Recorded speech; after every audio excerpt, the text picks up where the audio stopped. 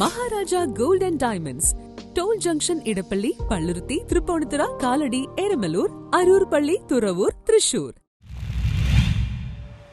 Fort Kochi ശാസ്ത്രീയ traffic പരിഷ്കാരം ഗതാഗതക്കുരുക്കിന് ഇടയാകുന്നു.